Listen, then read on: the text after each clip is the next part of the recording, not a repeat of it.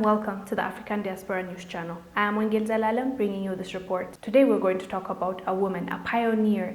She was the very first pilot in Nigeria and was murdered brutally, and her case is still unsolved. Capt.Hadiza Oboh, Nigeria's first and only female pilot of Nigeria Airways, she was murdered at the age of 39. Her assassins were captured and taken to court, but secured bail and vanished, never to be seen or heard of again. Oboh was a sense of pride for women associations in Nigeria and Africa. On February 8, 1998, Captain Oboh had arrived from a flight and headed home at around 8 p.m. Unlike what pertained during other visits home, this time, domestic servants of hers had allegedly hatched a plot to murder her so they can ransack her home. They had seen her expensive jewelry, foreign currencies, electronic gadgets, and general good life and had become envious, so planned to dispose her and take away her money. Captain Oboh had retained the service of two male domestic servants, namely Abdullahi, who was the gateman, security officer, and one other. On the fateful night, when she strode into her apartment, she entered the kitchen to fix herself a meal.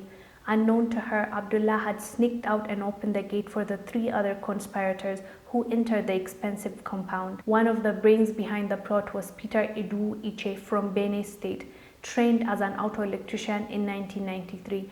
Capt.Hadiza Oboh also employed him as a gardener and gateman.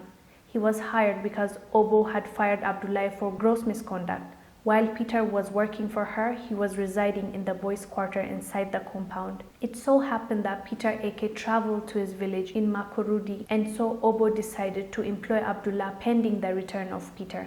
The decision would prove to be ill-fated. Upon Peter's return, Abdullahi co-opted him to the plot to kill Miss Oboh. It was Peter who then put in arrangements for the four assassins. With Captain Oboh at home, Abdullahi opened the main gate for the assassins and together accessed the room in which she was cooking at the kitchen. Abdullahi with a rope went straight to the neck of Oboh. She was overpowered. He strengthened his grip and tightened the rope around her neck, cutting off blood supply to her brain. Having killed the captain, the murderers deposited her remains in the septic tank on the compound, and to cover their tracks, poured cement to the tank. The murderers then looted the rooms. AK then moved from his boys' quarters base into the main building. When an associate, friend, or a family relations of Captain Oboh came by the resident and asked for her whereabouts, they said Madam traveled and we don't know when she will return. It was not unusual for Oboh to embark on long trips, so the visitors were not alarmed and returned. However, a policeman on duty in the house next to Oboh's suspected foul play when he observed new pattern movements in the late captain's house. When he passed by and inquired to see the landlady, he was given the same excuse, but dissatisfied, he brought police officers to the house and arrested Peter Eke and his cohorts for questioning at the police station. Abdullahi was not around when the arrest was effected. Initially, they were arrested for stealing and unlawful removal of property, but when the police inspected the home, they found the pot of soup she was making was still on the cooker, all dried up. The air conditioners were dead, and on the floor of her kitchen were still visible the stains of her blood. The rope used in strangling her was found between the kitchen and her sitting room, which was now empty with every valuable item looted. After an intensive manhunt by the Nigerian security forces, Abdullahi was caught, and it emerged he was mastermind of the plot. But the authorities had still not found Hadiza Oboh, a situation which now alarmed relatives and colleagues. The case had now drawn public attention, with Nigerians demanding answers. The State Criminal Investigation Department took over the case. Detectives led by Samuel, an assistant superintendent of police, he noticed that the septic tank had a fresh coat of cement. He called the attention of others to the fresh layer of cement and the half-used bag of cement that was lying in the vicinity. The following day, the team opened the septic tank and were confronted with the decomposed body of Captain Oboh. Captain Oboh's remains were recovered, with Peter finally confessing. On June 1, 1998, all the four suspects were arraigned at the Chief Magistrate's Court in Lagos for conspiracy, armed robbery, and murder. While many were saddened by the demise of one of Nigeria's illustrious citizens, the belief that justice was about to be served comforted them. However, that did not happen.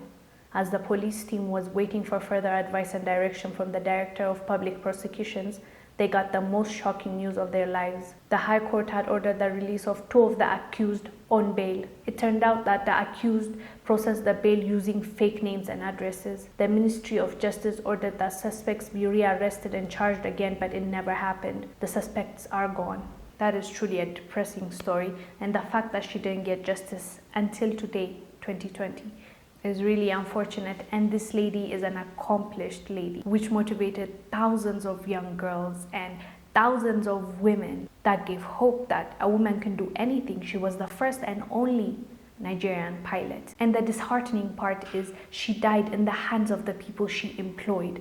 She wanted to help, to support the people that she trusted.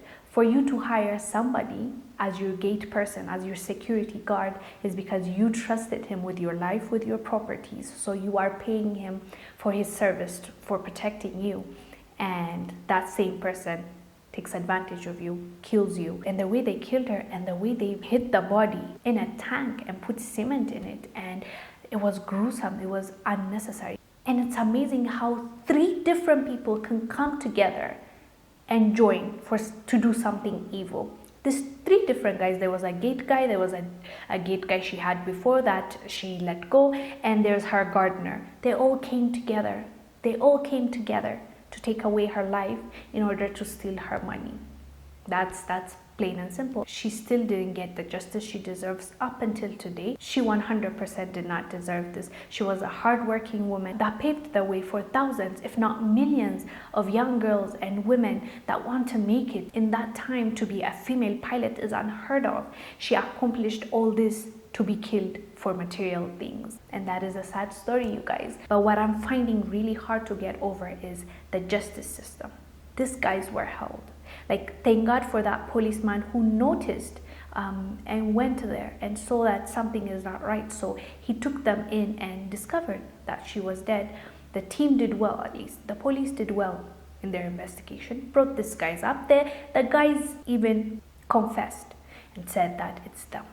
After their arrest, what kind of judge lets them off the hook after they've confessed that they've killed that person? And then they disappear. And you're telling me all these years nobody has seen them. Where did they go? It truly is a mystery. Did they flee the country? Are they dead somewhere too? Did they fight for the money they have stolen? Because as you know, karma is a bee. What happened to them? How come they're not found all these years? And this accomplished, incredible woman who would have done so much if she was given a chance to live, if it was not cut off by the people she trusted and employed. Imagine what she could have done. But that didn't happen. It was cut short.